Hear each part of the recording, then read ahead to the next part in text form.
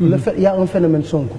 Depuis ce qu'il a posé comme débat, ce qu'il a osé faire au niveau de la place de l'Obélisque, un débat public, un phénomène, il y a quelque chose de nouveau au moins qui attire au niveau du champ politique. Effectivement, Pape, phénomène... On peut en même temps regarder les images. Phénomène Sonko bi am na. Voilà. Déjà, Sonko ku ko créé Macky Sall. Macky Sall moo créé Sonko. ndax moo ko fekk fa mu ne c'est vrai que daana wax. mu fexe ba jëlee ko fa. waa ji soobu ci politique def ni Macky defoon Macky si boppam parce que Ablaye Wade bu na xataale mu dem dindi la mu amoon lépp ci charge. taxaw positionné wu nit ñi meral ka jàppale ko. Sonko noonu lañ ko Macky Sall créé jëlul leçon moom ci boppam kaam mu créé phénomène Sonko aussi nekk xale. nekk koo xam ne bu doon jànq da ngay wax ni dañuy jàpp ni si moom takkul si leen. Donc nit ñi jàpp ni war nañu am si moom confiance surtout jeunes yi. ñu exploiter les réseaux sociaux. Mu nekk phénomène. te li tax gën a nekk phénomène lan la du rek loolu parce que loolu Thierno Bocoum def na ko Thierno Alassane Sall def na ko keneen def na ko mais attaques yi ku si nekk yaakaar ni na nga doon def Idriss Seck ba mu nekkee di wax noonu nga war a def Sonko ku si nekk rek yaa am ci sa parole. di ko gën a may te tant que ñu ngi gën a wax rek Sonko di gën a am occuper l'actualité donc ñoom phénomène bi ñoom ñoo ko sos te commencement ba ñoo ko suuxat mu dund fii damay bàyyi géej gi ñëw si forêt bi ñoo jëmbat garab gi ñoo ko suuxat ba mu màgg donc te mën na leen la jël trop surtout ci diaspora bi parce que gis naa phénomène bi ni muy développé ci jeunes yi ak ni muy développé ci diaspora bi bu jëkkoon nag mag ñi Sénégal ñu daan voté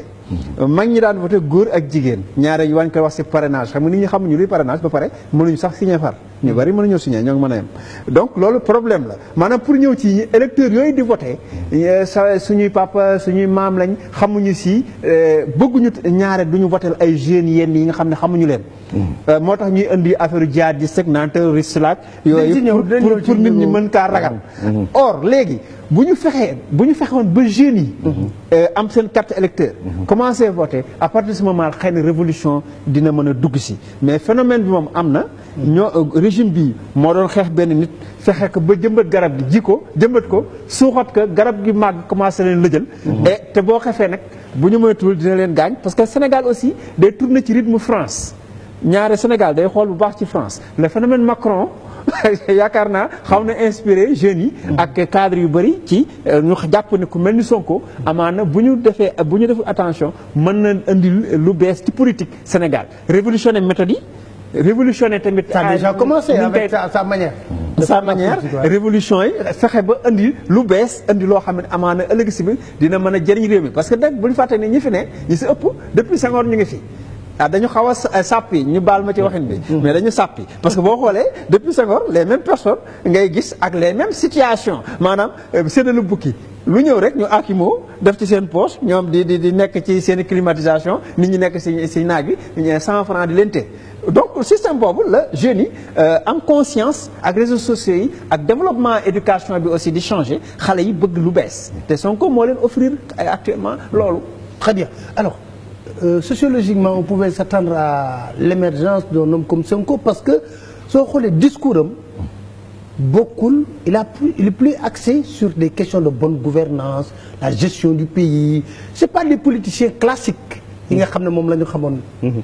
loolu moom mooy offre gis nga boo delloo ci benn boroom xam-xam bu tudd Pierre Clastre yi nga xam ni dafa jàngat activité politique ak pouvoir yi ni ñuy évoluer dafay wax ne bu njëkk boo dee xool société primitive yi sorewuñu woon ni ñuy organiser ak mala yi ni ñu doon organiser que ëpp doole moo doon jiite maanaam moom moo ëpp doole ñëpp moom mooy jiite par force même fii sax am na suñu woy bi wax ni da nga daan tëdd ba guddi jot buur ñëw tëgg ndëndëm di jóg leen ku fi fanaan di jàmm wala nga bay sa tool ba mu pare mu ñëw ni maa ko moom nangu sa jabar te doo ci mën dara loolu société yu njëkk yi nee na noonu lañ doon organiser que ci ëpp doole moom moo doon jiite mais nee na dañ dem ba jën bi jamono ñu gis ni doole jooju nga am du luy wéy parce que da nga koy am tey suba doole ja wàññeeku. ñu ni kon nañu xoolaat loo xam ni moom moo gën a dëgër doole ñu ni kon ay pexe la xëy na maanaam pexe bi fii mooy pexe muus ki nga xam ni moo ci gën a ñaw ki ci gën a ñaw te boo dee xool pexe bi pexe jublang lay doon quoi. donc après li ci topp nee na bi ñu jógee ca doole ca la ñu dal mooy pexe boo xam ni ki nga xam ne dafa ñaw mën a nax nit ñi ba orienté leen jël nguur gi. Machiavel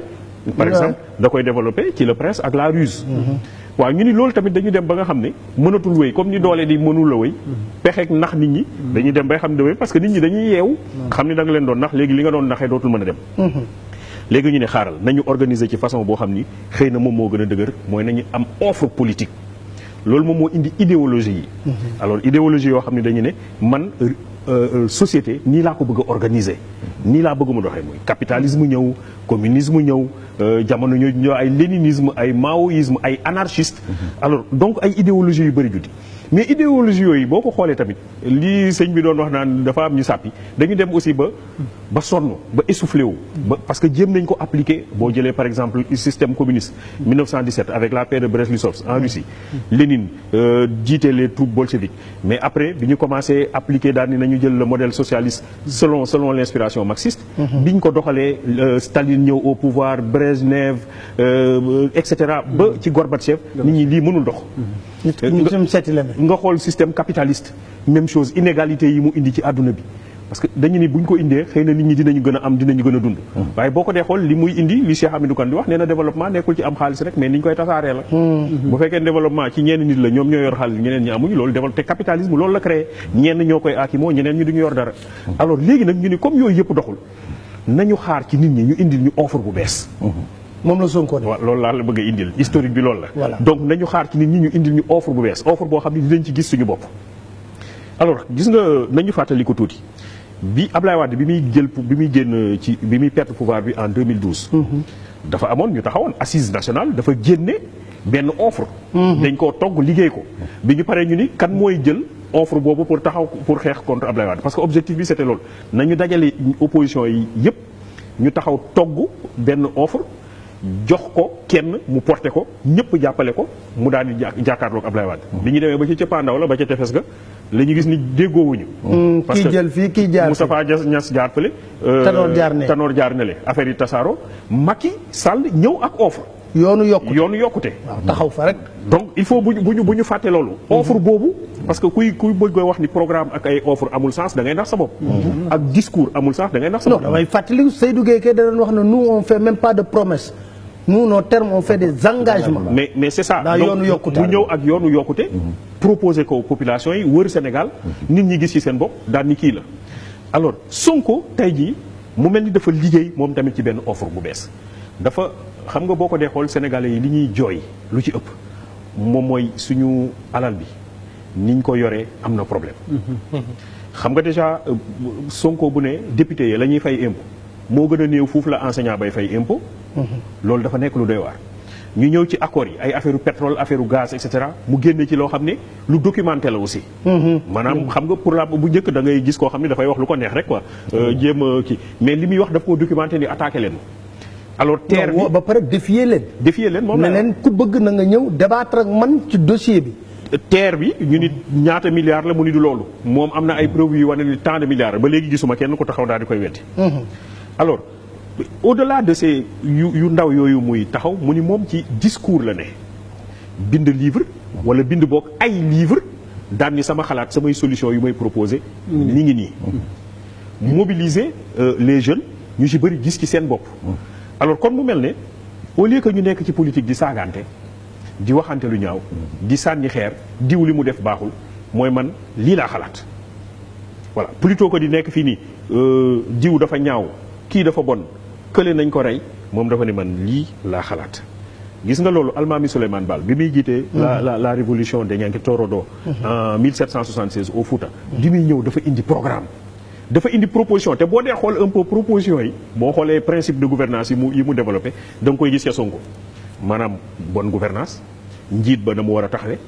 réew mi ni ñu ko war a yore alalu réew mi naka lañ ko waxee nañ ko war a doxee et cetera donc loolu dafa nekk loo xam ne lu am solo fi muy woo nit ñi terrain bi muy woo nit ñi mooy terrain xalaat te loolu mooy politique boo ci génnee xalaat ay pexe yu ñuy def pour jëmale am réew kanam ci leneen nga nekkatoo ci politique. alors Moustapha dama lay dugal dans le bain déjà je comprends yaa ngi nekkoon ci rédaction beeg yooyu je comprends Moustapha mon ami qui Walfadjri alors Moustapha gis nga la stratégie de Sonko je pense que ça fait mouche parce que depuis mu defoon grande rencontre bi place de l'Obélisque ba tey jii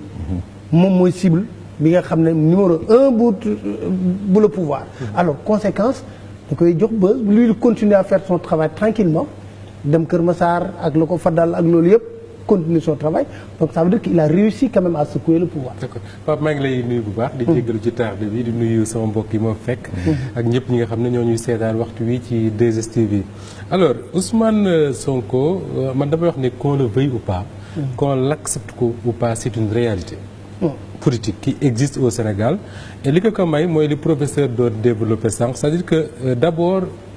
en méthode de ciblage j'ai l'impression que ni Ousmane Sonko très tôt dafa xam fan la jëm ak fan la war a dóoree c'est-à-dire que c'est pas quelqu'un qui parle comme ça pour parler. Non, il a voulu parler à un public, à une opinion précise. Il se dit peut-être une chose très simple, c'est que Sénégal depuis 1960 il y a des gens comme le disait Assane tout à l'heure yi nga xam ne ñoom ñooy bénéficier wu ci te dañ ci ñëwaat léegi ci prébande yi. ñoom ñooy bénéficier wu ci di ñu yore pouvoir gi. ñooñu da nga leen di fekk ci nguuru politique gi da nga leen fekk ci économie bi da nga leen fekk ci sëriñ si da nga leen fekk feneen. am ci ñu mel ne Babacar ak Pape Alé ak man ak Assane ñoo xam ne peut-être ay sénégalais lañ di fay l'impôt comme sénégalais yëpp mais depuis 1960 il se pose une question très simple mooy ñoom lan la leen seen réew jariñ en réalité. question simple la ñuy posé lan lay jëriñ ñenn ñi dañ naan la wéy Sénégal moo la jàngal école ba nga feebaree moo la faj et cetera mais tu te dis et après Sonko nous dit quelque chose de très simple. moo di ne man je veux une chose bu yomb mooy li nga xam ne moom la Sénégalais yi di produire ñun ñëpp ñu séddoo ko. c'est ce qu'il dit. et c'est pas que buñ ko capturer. ñun ñëpp ñu yem ci exactement buñ ko capturer suñ dee wax pouvoir ñun ñëpp ñu mën ci am accès mais boo xoolee Sénégal ni muy doxee et je crois que Khadim Samb l'avait dit une fois sur ce même plateau. En parlant de football mu doon wax ne li ko jaaxal mooy footballu Sénégal depuis 1960 ba léegi les mêmes têtes ñoo fay nekk di remplacer ñun aussi Sénégal dafa mel ne dafa am une famille de gauche une famille de droite ñoom ñooy remplaçante ci pouvoir bi. Depuis Senghor pare jox Abdou Diouf les mêmes ñoo fi des Abdou Diouf pare jox Abdoulaye Wade mu renouveler un peu ak sa famille Abdoulaye Wade pare ñëw jox Macky Sall mu boole ñi nga xam ne depuis 1960 ñoo ñu teg lu ñu naqari ci àdduna mu boole leen def leen ci génn nguur ànd ak ñoom mooy ñan mooy Moustapha Niasse mooy Ousmane Tanor Dieng mooy ñeneen ak ñeneen Ousmane Sonko ñëw ne yow mi nga xam ne yow yaa dëkk ba ca àll ba yow mi nga xam ne yaa dëkk ci biir Ndakaaru te 1960 ba léegi ñii ñi ngi yor nguur gi di ci ku aaye tey bu subaa nga jox sa borom te gisu leen seen bopp nañu ñëw ñun ñëpp ñu aayendoo. c'est ce qu'il dit man noonu laa comprendre ñun ñëpp ñu aayendoo mooy du man Ousmane man maay incarné réew mi ne maa man lépp man maa ko yore man maa koy changé mais su ngeen ma ko dénkee ma bokk koog yéen ñu changé ko mais loolu dafa bari ay jeunes yu bari dañ ci gis seen bopp. te dafa am benn phénomène boo xam ne je dis également que c'est une réalité soo xoolee tey dans les réseaux sociaux parce que ñun ñëpp. je dis que la majorité des Sénégalais tey en tout cas les plus jeunes ñi ngi ci réseaux sociaux yi fa la ñuy fanaan fa la ñuy yenn soo ko xoolee tey mënoo bañ ne Sénégalais yu bare bari tey di Ousmane Sonko def gis nañ ci seen bopp dama gis sama benn rak ma ne ko mais yow mosuma la gis nga wax ci wàllu politique yooyu j'ai vu que temps yi da ngay statut WhatsApp Ousmane Sonko tout le temps mu ne parce que moo xew je me retrouve ci li muy def alors la difficulté maintenant xëy na di nga ci ñëw sànq ci waxtaan wi pour Ousmane Sonko moo di ne bu ñu fàtte mukk ne bi muy génn législative il était autour de 32 000 voix quelque chose comme ça il a progressé ñu bañ ko nangu il a progressé maintenant ce qu'il faut faire mooy comment faire maintenant pour capitaliser pour transformer l'essai comme ni ñu koy waxee ci rugby fexe ba ñi nga xam ne ñoom ñooy gis seen bopp si yoon yëpp ñooñu ñu transformer ay électeurs et s'il le fait c'est un danger pour n'importe quel pouvoir. Alors son discours Babacar c'est toujours contre le système ni ko Moustapha waxee ci jàngat bu xóot bu mu def c'est le système et système bi muy wax c'est les mêmes personnes qui sont là. C'est vrai parce que Ousmane. C'est le même système c'est les mêmes personnes boo xoolee aujourd'hui le président de l'Assemblée nationale moo bâtir système u Senghor. Bien sûr moo nekkoon directeur cabinet Senghor ba Macky di am 9 ans. donc loolu c'est des faits c'est des réalités. c'est le même système aussi moo bâtir bu Abdou Diouf. non Tanor sax ñam na bu Senghor ñam na bu Abdou Diouf d'ailleurs pour l'affaiblir la ñuy wax oui c'est on donne pas un pays à un enfant aventurier. dafa am foo xamee ni. fa la Moustapha jeexale ma koy nuyu d'ailleurs. foofu dafa am benn parenthèse mu siy génn. xam nga politique dafa doy waar. man am naa sañ-sañ daal di xalaat ni ñoom xalaatuñu woon ni phénomène Sonko dina am. ba benn moment et ils l'ont fait exprès dañoo jox doole Ousmane Sonko APR ak majorité parce que dañoo amoon tendance écarter des autres opposants xam nga li nga xam ni moo amoon 2007 c'est élection Ablaye Wade nga xam ni il est passé au premier tour Idrissa Seck nekkoon deuxième ñoom bi Sonko di commencé jóg ñu xam ni jeunes yi topp nañ ko xalaatoon nañ ni Sonko bu ñu ko mayee buzz pouvoir bi laa wax de yokk ko doole dinañ ko génn ci position boo xamee ni dina sonal opposition bi mais du mën a dab Macky Sall loolu stratégie la boo xam ni un peu machiavélique c'est vrai mais que pouvoir bi def ci Ousmane Sonko mais malheureusement pour eux dañoo dem ba ci biir Sonko ëpp leen doole parce que au début affaire aux réseaux sociaux lañ doon wax ñu demati deuxième étape mu romb réseaux sociaux nekk réalité mais léegi nag phénomène la il est devenu un phénomène pour ñaari affaire yoo xam ne benn bi dama ciy fekk si. à lui seul il a rempli. mais c'est ça. Et puis moi j'étais là-bas. mais li ma gën a frappé. mooy il y a beaucoup de volontaires. mais par exemple il y a beaucoup de volontaires Sonko. ay jeunes parce que ñoom ñoo yor organisation bi ñoom ñoo ay jeunes étudiants ñoo yor organisation voilà. li muy incarné la jeunesse bi muy incarné du point de vue de son âge. relativement jeune. mais beneen affaire bi aussi mooy ni mu génne la. le style. léegi sénégalais yi dañoo gis parce que discours bi rek Sonko dafa weesu discours xam nga li muy wax nii tout le monde peut le dire ñëpp waxoon nañ ko. Macky Sall waxoon na ko. donc ñoom ñoo ko dàqoon a wax. mais pourquoi moom discours am daal di capter plus que les autres. parce que tout simplement fi mu jaar la sénégalais yi en tout cas ñi ko topp wala ñi ëpp sénégalais dañoo yaakaar ni Sonko bu ñu ko dénkee seen alal dina ko mën a gérer. tout simplement la grande différence. parce que ni ma gisee ñu analyser kon dañoo d'accord ni am na échec. si ñi nga xam ne ñoo jiitu Ousmane Sonko. voilà en tout cas si classe politique bi jiitu loolu analyse yëpp wane na ko que ni échec dafa am président Macky Sall bi nga xam ne yaakaar amoon na si moom. gis nañ ni échec am na si côté boobu. gisuñu révolution bi ñu doon xaar si moom. mu changé mbir yi. demewul noonu donc continuité la def. si yu bëri ci lu baax comme ci li nga xam ne aussi safan bi la. continuité la def mais Ousmane Sonko dafa am chance bokkul woon si dualité PS PDS parce que ñi fi démembrement yi nga gis yëpp. PS lañu jógee wala PDS. ay excroissance rek la. excroissance la moom nag am na chance ci parcours bi ñu xam ci moom ci politique. nekkul woon ci parti yooyu maanaam muule wuñ ko ci parti yooyu ni ñu doon doxee. donc am na originalité bi muy incarné. génn également au niveau des impôts et domaines ci lan dénoncé ba ñu génne ko ci jub assemblée nationale 5 millions yi ngeen bëgg a joxe wala 20 millions yi di dénoncé ba Sénégalais yi gëm ni léegi kii Ousmane Sonko nit ku jub la. en tout cas loolu il a réussi. ancré ko ci esprit sénégalais yi. nit ku jub la ku ko dénk sa réew mu gérer. loolu am na réussi beneen bi jeunesse bi lay tax. et puis il les a défiés plusieurs fois. Ouais. parce que danañ dégg ma ba coow li bare mu ne Macky Sall yor nga sa CREI bu la neexee nga woo ma CREI buñ ma gisalee lu ëpp li nañ jël. dëgg la il les a défiés plusieurs fois. mais njub boobu mu wane parce que bu ñu amoon leneen ci moom même bu dul ni ñu def Khalifa Sall lañ koy def wala yooyu mais di nga gis quand même ñu dénoncé ko au niveau de la presse. essayé nañu ba temps yi seen commencé na ci mooy que ni ñu ngi dugg ci débat boo xam ne amul benn sens. mais beneen mbir mi mooy jeunesse bi te gis nga Ousmane Sonko ak Pastef ils sont très organisés xam nga moom il est jeune de sur le terrain waaye ñi ko wër barki démb damay waxtaan ak seen benn xarit boo xam ne moo ko représenté Allemagne Abdou Diatta le gars il gérait 26 pays pour Karim Wade en Europe aujourd'hui moo représenté Sonko dans un seul pays Allemagne quelqu'un koo xam ni professeur d'université la qui a un vécu mais am na ñeneen ak ñi nga xam ni ñu ngi wër ci moom parce que mouvement li ci am politique mooy au fur et à mesure que ngay dem da ngay am benn bés boo xam ni ay personnalité dañuy ñëw récupérer mouvement bi te nee nañ ma sax en fait Ousmane Sonko ay nit ñoo ko imposé beneen mbir mi organisation bi may wax ba léegi xoolal cotisation yi mais tëboo rek benn jour daal di dégg ni États-Unis jox lañ ko 5 millions comme ça Europe ñu jox ko lan ay 42 000 euros parce que dañoo am benn concept ñoom bu ñuy doxee ban leader de parti nga gis ay militants di cotiser amul d'ailleurs pour bu ñuy ñëw si Abdoulaye Wade mi ngi noonu il est le seul il est au début et à la fin de tout le monde de tout Ousmane Sonko les gens ils cotisent di wane ni bokk nañ ci ça veut dire quoi ëllëg bu loolu demee ba dox mooy ëllëg ay militants dañ koy demander des comptes fii nag amul benn leader booy demander ay comptes alors très bien Assane, est-ce que vous pensez que dina mën a capitaliser kii bi parce que ça aussi c'est un autre défi. Comme l'a dit Moustapha. xam nga effet de bulle médiatique. mën na am très bien. effet de bulle médiatique. Tu es à la une de tous les journaux parce que même si tu ne parles pas d'autres t'insultes. Forcément tu es à la une des journaux. Absolument. Donc est-ce que on peut gérer bulle médiatique boobu. très bien du yomb. du yomb ci kaw bul def erreur. yombul si nit bul def erreur ensuite dafa am le Sénégal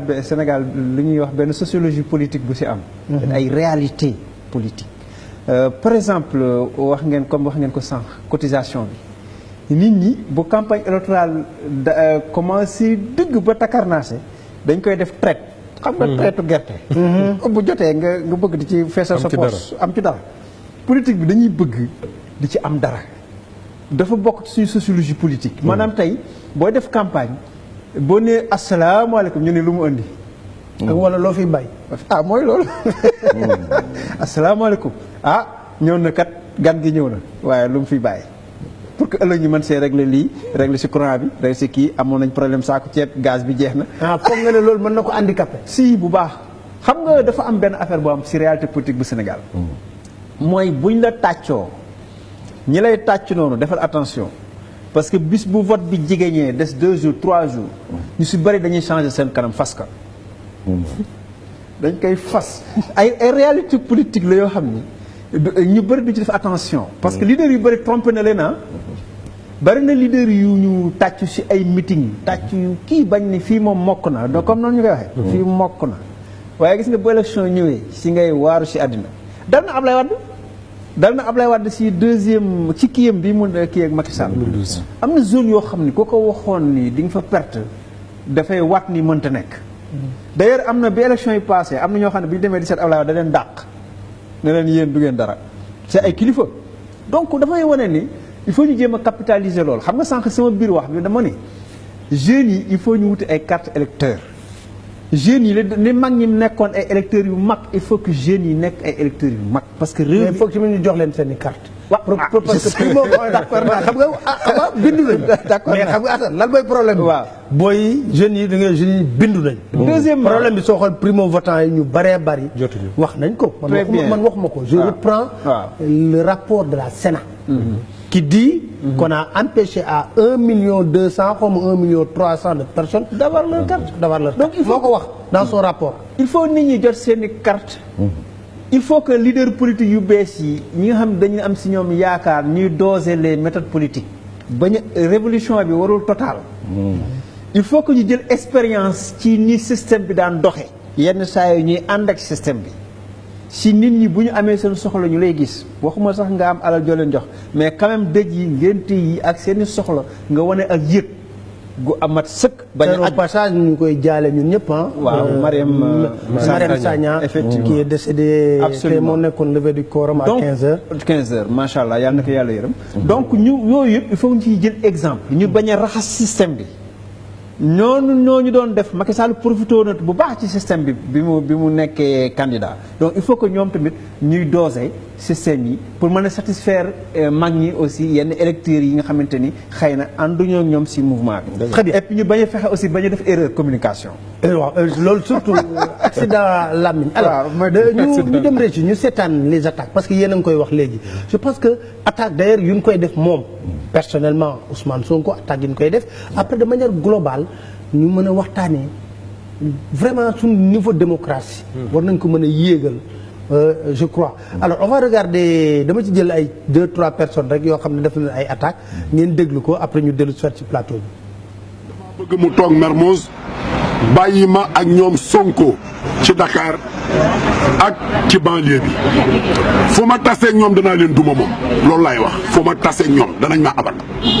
ndax yoon wi danañ ma ko abal fu ma jaar danañ ma abal yoon wi ñoom loolu laa wax muy lu leer réew mi kenn du ko foyee doo dem lekk ci régime bi ba say koll fees fukki at ak juróom ngay jël ay fonds commun muy ay xaalis bu dul jeex ba pare nga ni man musuma lekk benn dërëm foo ko ma lan la ku mënta lekk kay ni 10 millions la ñuy tuñeel waa assemblée buñ la joxee foo ko ma kay waroo ko jël beneen bi ngeen war koo laaj fukki at ak juróom solde boo ko seetee cumulu soldu inspecteur bi mu nekkoon tey doog a génne mënta jënd kërug 150 200 millions lu mu doon dunde ak njabootam loolu moo ma laaj Sonko beneen bi nee na am na xaalis tuuti bi mu fi bàyyee administration yan marché la am ba am xaalis ak ñu ko fay xaalis boobu loolu moo ko mat a laaj bu mu nax nit ñi moom ci boppam gënul ñi fi ne inspecteur yu ko mën fuuf gën koo honnête ñoo fi ne kon bu mu jël nit ñëpp ni régime bu dee régime moo dundal gars yi moo ko dundal moo dundal patron Tahibou Ndiaye ndax moo doon patron Abdoulaye Seck Sadaga nee na tase naa ak moom kër Macky Sall muy wut intervention tontoogu ci na tontu ci loolu. moom nëbb ko parce que UMS bi mbokkoon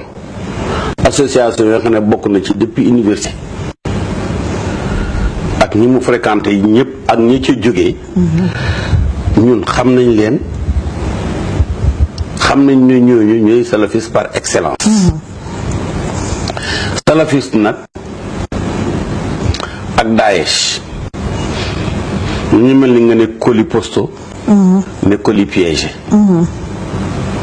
lépp colis la moom danay dem Touba mais bu demee Touba ca salafiste lay dem mooy borom sooroor yu gàtt yi bi ñu jógee nag di gëstu ay mbiram am na fii yi ma lay wax yëpp mi ngi ci YouTube mën ngeen cee dem benn bi mooy bi mu dajalee seen jigéen ñi bañ dajee dafa leen li ma leen di woo xeex ba doxal àddina waxuñ Sénégal de xeex ba doxal àddina waxi Ousmane Sonko la du waxi Ahmed Niass Ahmed Niass kay dafa dox ba yegg ci tilt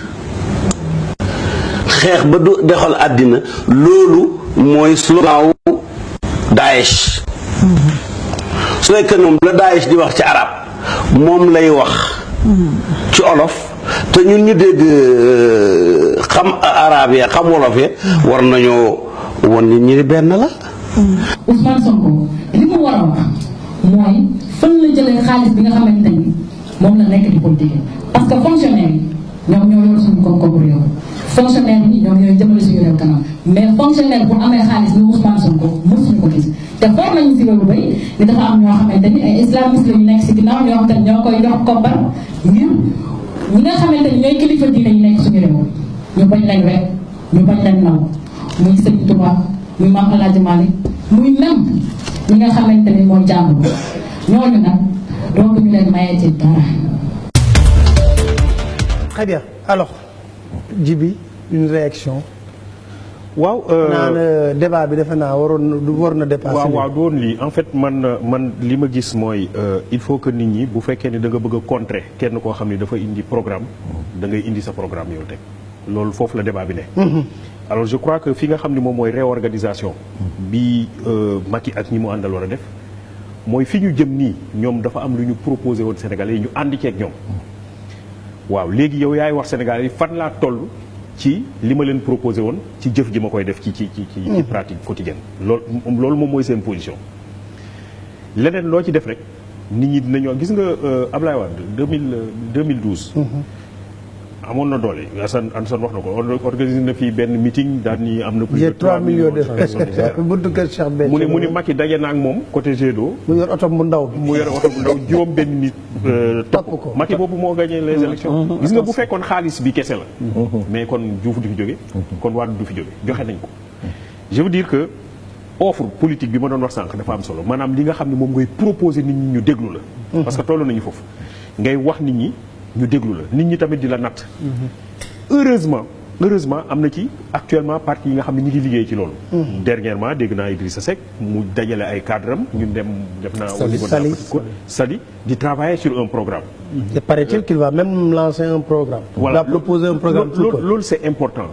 je crois que autour de Macky je crois que loolu moom mooy wax ji naka la mobiliser ces cadres gis nga actuellement nii parti bu fekkee ne dañoo am cellule de cadre léegi nag lañ leen interpeller bu fekkee dañu am cellule de sage léegi lañ leen interpeller bu fekkee dañu am école de parti wala université du parti léegi lañ leen soxla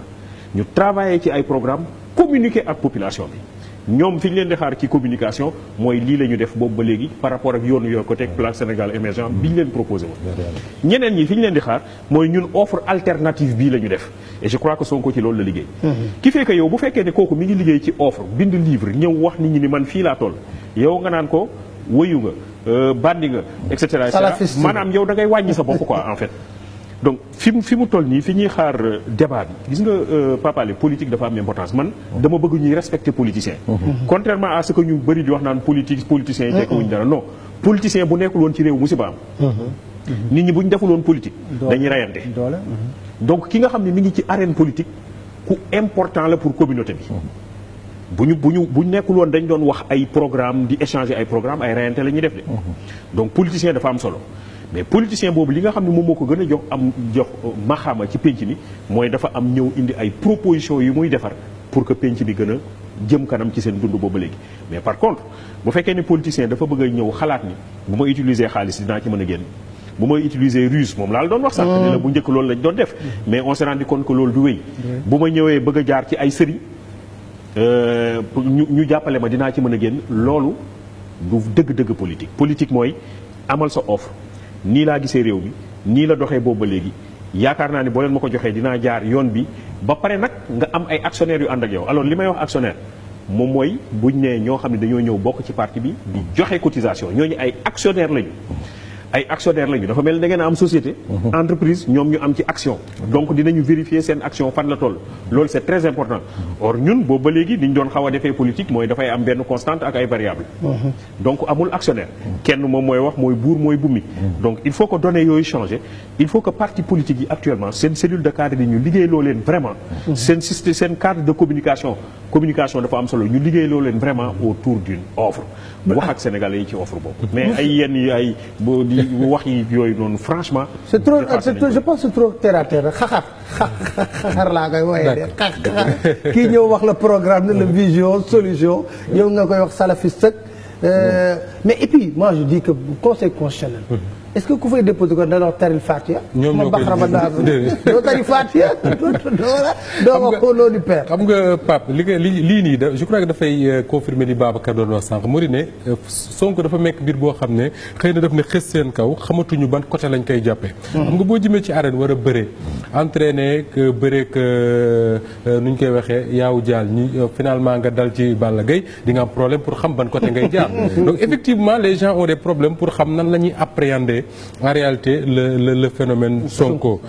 loolu je crois que moo expliqué d'autant plus que quand tu regardes un peu boo xoolee mi ngi wax actionnaire moom professeur Djibi soo xoolee ñi nga xam ne ñoo bokk dans le parti de Sonko waxuma les militants yi nga xam ne ils sont un peu partout mën nga ci retrouver léegi mais man dama ci gëstu un peu ñan nga ciy fekk des inspecteurs des impôts des avocats des médecins j'en connais un très brillant médecin de l'hôpital Fann boo xam ne keroog bu mu ne ma suñu parti bi dama tiit quoi ma ne ko mais man je n'ai jamais su que ni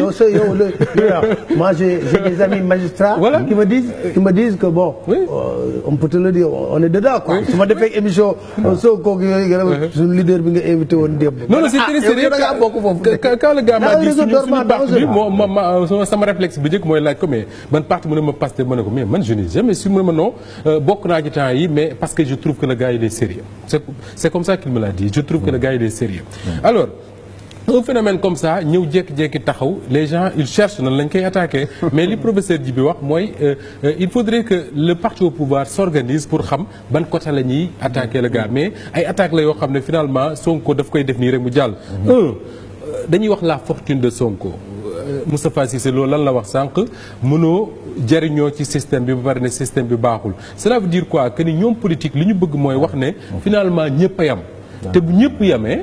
ñu bari gedd seen cër Sonko veut leur prouver que ne moom mook ñoom yamuñu deuxièmement ñu ne Sonko salafiste la Sonko ay organisation islamiste ñoo bokk ci ñoo nekk ci ginnaawam ñi ngay wax noonu waxuñu ko pour wax ne Sonko dafa dangereux nañ ko ragalaga non dañ koy wax parce que ils veulent mettre dans la tête des Sénégalais que ni Sonko dafa contre li nga xam ne ñun moom lañ yaakaar ne mooy suñu force diine jusqu'ici muy tarixa yi et loolu c'est pas nouveau au Sénégal man ça m'a beaucoup amusé fan yi ma lire un de nos confrères là Thierno Diop de Dakaractu mu publier sur sa page Facebook des extraits du livre de Mamadou Dia bi Mamadou Dia tuddee Afrique le prix de la liberté bu Mamadou Dia doon expliquer avant décembre 2002 nan lañ ko préparé préparé pour boole ko ak sëriñ si jaxase ko ak sëriñ si dem wax sëriñ Fallou Mbacké ne ko kii dafa bëgg a daaneel sa xilaafa dem sëriñ Seydou Nourou Tall wax ko lu ni mel dem ci El Hadj Ibrahima Niass Baye Niass wax ko lu ko xam ak complicité français yi ne leen wax dafa bëgg a créer benn conseil islamique boo xam ne bis bu ko créer seen tarixa yi lay daaneel d'ailleurs loolu moo indi woon sax ba ma may problème ak Léopold Sédar Senghor il n'a pas eu beaucoup de soutien. mais bien sûr Mamadou Dia le dit dans son livre donc qu'est-ce que lan nga gis tey moo di ne même angle d'attaque bi la ñuy utiliser contre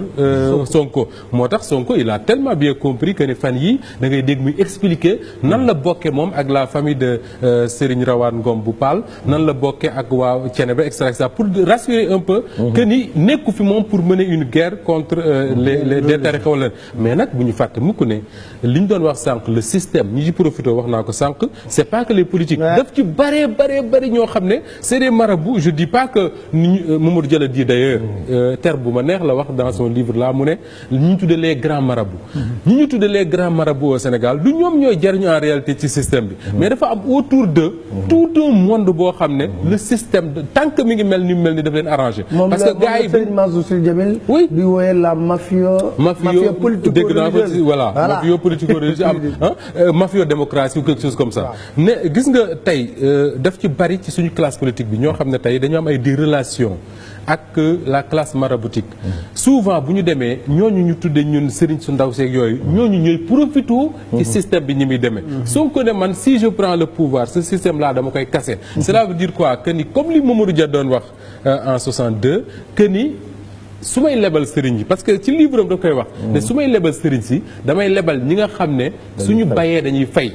ay faykat lañ mu tudd ci Serigne Fallou Mbacké ne kenn gënu ko sérieux ci koo xam ne bu ko nguur gi joxee mu bay delloo nguur gi lim ko jox mais daf ci bari ñoo xam ne tey jii le compte K2 xaw ma lan ñun ñu bari dégg fekk wuñ ko mais dégg nañ ko combien de marabout ñoo ci bénéficié ba pare ba léegi kenn xamul fan la xaalis boobu jar alors bari na ci ñoo xam ne tey jii benn waaye daf ko wax keroog maa ngi jéggul di ko nettali ni mu ko waxee daf ne Sonko cuuraayu dëmm la bu tàkkee rek dëmm yi commencé jëf ñëpp di wax pour dire simplement que ni dafa bari ñoo xam ne pour dire simplement que ni dafa belle expression c'est comme ça qu'il l'a dit sur sa page Facebook pour dire simplement que dafa bari ñoo xam ne tey jii dañoo bari ci politique ñi ci ndaw ñi ci sëriñ si ñoo xam ne système bi la ñuy bañ ko laal parce que bu ñu ko laalee seen affaire yàqu alors bu ñu sentir ne Sonko c'est une menace forcément dañuy génn naan Sonko Daesh la bokk ak Sonko salafiste la mais peu importe tey jii benn waaye wax na ma ko bërki démb ma ne ko sëñ bi boo deful daal wax nga dëgg de mu ne ma bari na fi ñuy attaqué Sonko naan dafa contre Serigne Sy ak nangam bu Seydi Hadji Malick Sy del si woon ci àdduna wala Serigne Touba ni Sonko taxawee moo leen di gënal ñoom ni ñu taxawee parce que au moins am na lu mu mus a def am na lu mu ragal a def te am na ñu bari ñoo xam ne na ma yàlla baal seen yoon nekku ci voilà seen yoon nekku ci comme on dit ma yeggal débat bi yeggalil foofu après ñu dem ci Madické c'est vrai parce que bi muy wax aussi si affaire Mamadou Dia xam nga ñëpp xam nañu ba léegi système bi la boo xoolee Sonko le système a diabolisé Mamadou Dia boo xoolee na day dàq tarixa yeeg boo xoolee assemblée nationale parce que dernière crise bi mu am ak Senghor si assemblée la député yi nga xam ne affairiste des députés affairistes nga xam ne dañ doon nekk assemblée mais yoroon yeneen business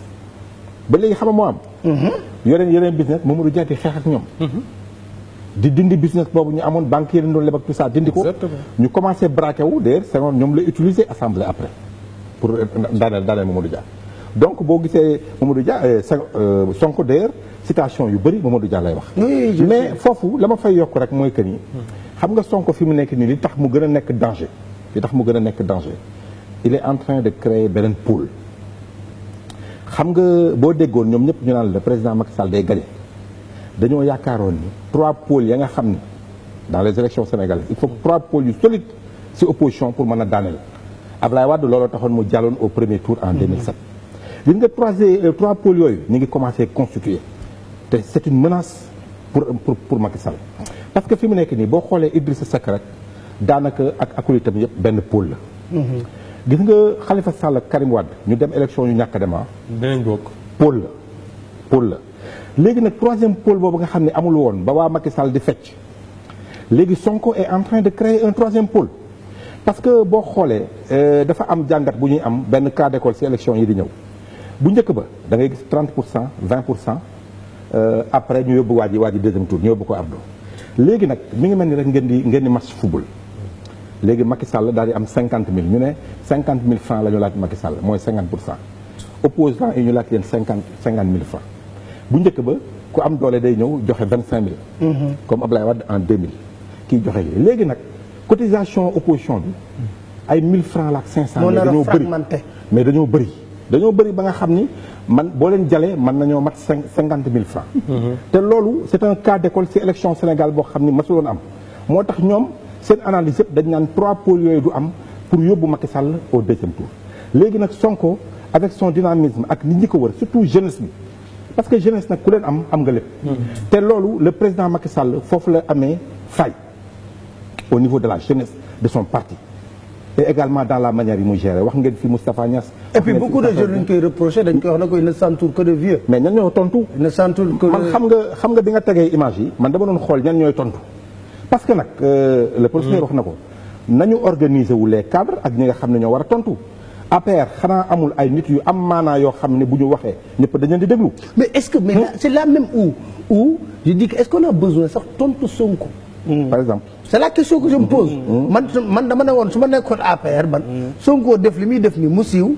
buñ ma laajee dama ne c'est une très bonne chose pour la démocratie ça enrichit notre démocratie. pour le débat di yem ci. am na sañ-sañ. ne dama bëgg réew mi. nii mooy sama gis-gis. et même système bi ñu doon keneen tamit am beneen gis-gis. même système bi ñu doon def Macky Sall. mais loolu nga wax moom mooy politique. oui même système bi ñu doon def Macky Sall. en 2012 convoqué ko au niveau du commissariat central bañ naan ay blanchiment d'argent. mais xam na ni amuñu peut-être fu ñu ko mën a jàppee. mais ñoom ñi ngi réagir comme ni PDS doon réagir ci président Macky Sall. donc aujourd'hui ñi ngi enfoncer seen bopp. parce que am na tontu yoo xamee ni li tax ma naan la jeune c'est important parce que Ousmane Sonko. jeunes yi ni ñu ko toppee dafa bëri te président Macky Sall amul politique de jeunesse bu fekkee am na mal boo xam ni daf ko bokk ak Abdou Diouf bokk ak Ablaye Wade mooy chômage bi mais dafa am nag lu gën a poussé ci moom maanaam deful promotion jeunes yi. wala contrairement à Wade. non wala à la limite transhumant lay jël.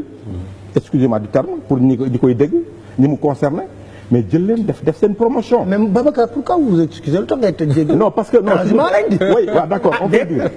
non amul di jéggal su ñuulee ñu ne dafa ñuul quoi. waaw il faut xam nga nag lii boo defee naa bokk la tamit ci loo xam ne day yàq li may wax réew bi. transhumant bu faroon fii yàq lu mel ni mag chaque jour samedi mag ma génne leen fàttaliku yoo xam ne da ngay taf sa nopp. mu yàq ngay yàq Macky Sall lu mel ne xamee tey ji nga bëgg ko riitil même moom bu duggee ci bureau day wax ne kii daal moom day sóob parce que fi may yeggalee foofu rek. transhumant fi may yeggalee li nga xam ni mooy faayu système mu Macky Sall politique en tout cas. parce que bu weesoo bilan bi nga xam ne ñoom dañu ko war a wane. ñu mën a dem rek am na lu ñu war a wane. ñu wane ko topp si wan ko Sénégalais ñu gis ko. ils ont fait des réalisations am na lu am mais mën nañ ci insté wan ko si mais beneen mbir mi mooy deful promotion de ses responsables politiques. gis nga depuis Senghor en passant par Diouf Ablaye Wade dañuy am dans chaque région. benn responsable boo xam ni day muur région bépp ba ci Ablaye Diack mi nga xam ni moom la ñu mujjee gis Kaolack ñu gën a Cheikh Abdou Khadre Cissokho Robert Sagna ñooñu ñu nekk ay nit yoo xamee ni fu ñu waxee ñëpp dañu leen di déglu am nag les moyens parce que politique moyen la mais li ñu seetlu si Macky Sall mooy bu fekkee ministère regarde le cas de Dakar bu ñuy wax nga jël promotion def Amadou Ba par rapport à ce qu'il gère comme portefeuille ministère économie et finance peut-être moyens yooyu nga yaakaar ni pour mu politique la alors que jeunes yi boo defee promotion le cas de Grand Yoff nga xam ni Khalifa Sall moo fa nekk. nga war a def promotion jeune. Cheikh Bakhoum que je n'ai jamais vu xaw ma nu mel. ADIE nga am Thiès des jeunes comme par exemple Malick Mbaye. un exemple. Fatick ay Birame Faye. des jeunes yoo xamee ni qui sont là qui se sont battus autour de toi ba nga accéder au pouvoir mais yow jeunes yooyu joxoo leen doole boo xam ni pour ñu mën a jàkkaarloog seen i naataangoo jeunes di leen tontu di wax. joxe leen mooy mettre leen dans des dispositions yoo xam ni finalement yow ñi la entouré rek ñoo lay tontu te on a comme l'impression que nit ñu bëri dañoo replier wu si jàppale président Macky Sall parce que bi muy jël journalistes yu bëri